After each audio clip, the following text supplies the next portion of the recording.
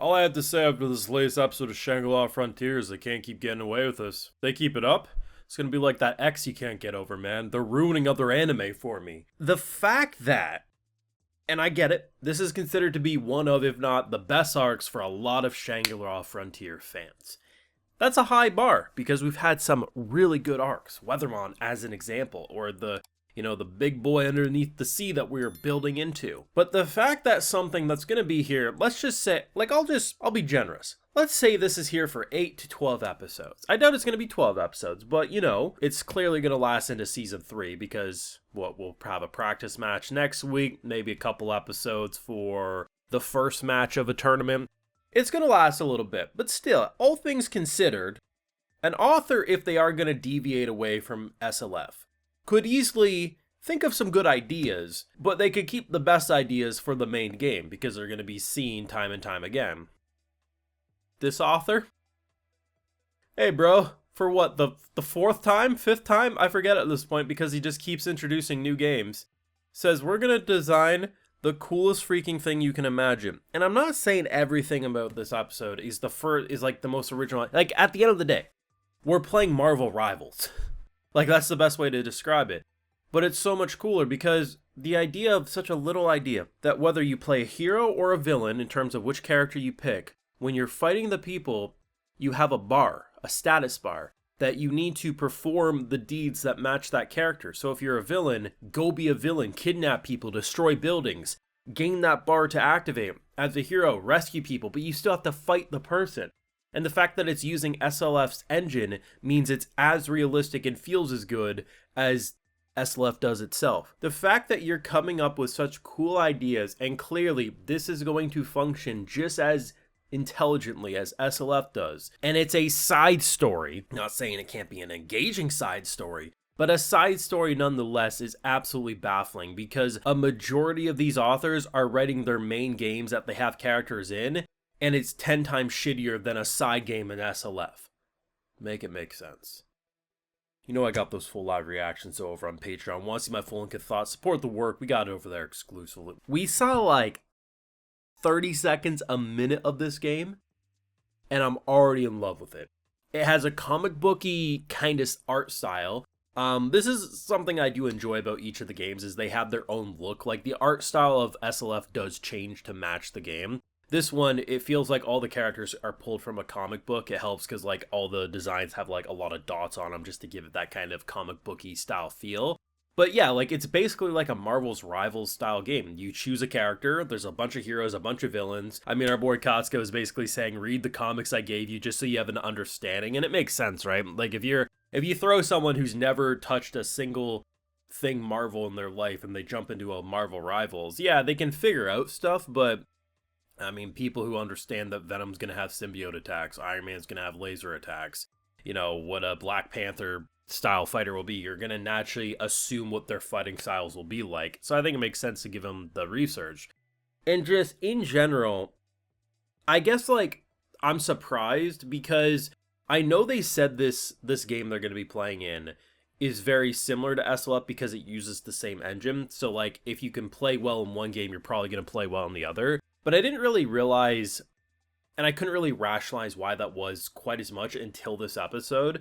So they explain it, so Sunraku explains it as, video games in this world, even all the other VR, they have this issue that basically, if you don't physically resemble the character you're playing, so if you're going to play the Incredible Hulk as an example in most of these games, it's going to feel clumsy, it's going to feel janky, it's going to feel like the controls are off. SLF somehow got around that issue. So you could have the largest in charge character, you could have a character that looks like you could play a pixie, and it's going to feel like you've always been in that body. And that makes a lot of sense now on why SLF is the most realistic game. It's not simply just because of all these other details in the world and the graphics and stuff. Like, yeah, that's going to help. The biggest thing is that the way it controls. And they have said that SLF controls better than other games, but they've never made it so explicit to make me rationalize, oh, that makes so much more sense. And the idea that another game company is working with the engine that SLF designed makes a lot of sense. If you're going to want to have the most realistic fighting game and have, like, tournaments and stuff, yeah, you're probably going to want to work with the technology that SLF has going for it. And it just makes so much sense. As prior to this episode, it was basically said that, like, hey, Costco was like, hey, I want you two to work with me because ultimately at the end of the day, if you're good with SLF, you'll have a bit of a jump with, a lot of pros because they probably won't have as much experience even if they have dabbled in SLF as you.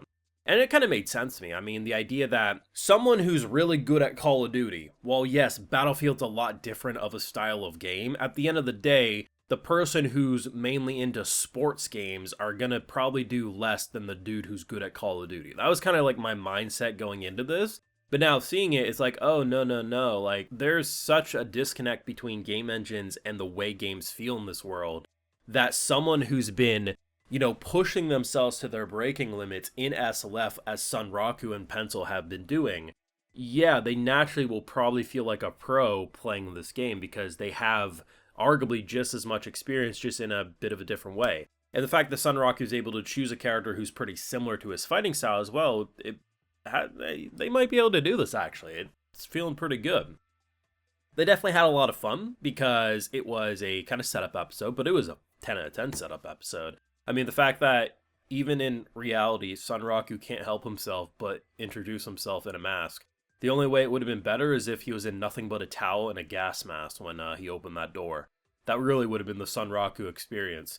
If he doesn't wear that mask when he goes into his into his chair in the grand public, I'm going to be sorely disappointed, but what a good episode. I love how SLF, because like the thing about Shangri-La is that the story has been characters play games. So it doesn't matter if they play games in SLF or not. Like, yeah, that's Sunraku's main passion. But it doesn't change the fact that his thing is he's a gamer. He enjoys playing shit video games, and he enjoys playing the games that just take his breath away. And the fact that we have so many different characters with different stories, like for Costco, this is his story. Like, this is his main focus and always has been. It's just he took a bit of a break to play SLF. Nothing about this will ever be filler. I know monkey brains will try to call anything because they'll think, if it's not in SLF, it's filler. But those people can't be helped, and they rode the short bus to school. What can we do to really change their mindset? Their parents could. If the education system couldn't fix them, we can't. But we know SLF is about playing video games, and all these characters will have different games they want to play, and their personal stories will differ from one to the next, and that's what makes it feel so good. And I mean, at the end of the day, there's going to be some games we'll enjoy more than others, and most likely, for most people, SLF will be the game they enjoy the most. But if anyone unironically has looked at any of these games as bad, like even the bad games that were designed to be bad on purpose, but like bad in the way that there isn't at least entertainment, I don't know what to tell you, because this show has literally been 10 out of 10 for now, 46 episodes now? And it still feels like it's just getting started. Let me know your thoughts and feels down below. I know this is a lot of people's favorite arc, but if you're like me, brand new into this arc, how shocked were you by what they're doing for the game design for this? Because if they keep it up, other anime are going to feel shallow in comparison when it comes to their video game design. You let me know your feelings down below. Leave a like if you enjoyed, subscribe if you're new around here, of course ring that bell, and like I mentioned, we got those full live reactions over on Patreon, and hey, while you're over there, I'll also give you a video shout out. Alright, so today we got 2 DDDD. Angela, James Long, Yaun Bigger, Sebastian Emil Mueller, and we also have F6 Mish X. So I appreciate the support, everyone. Please take care, and you'll have a good one.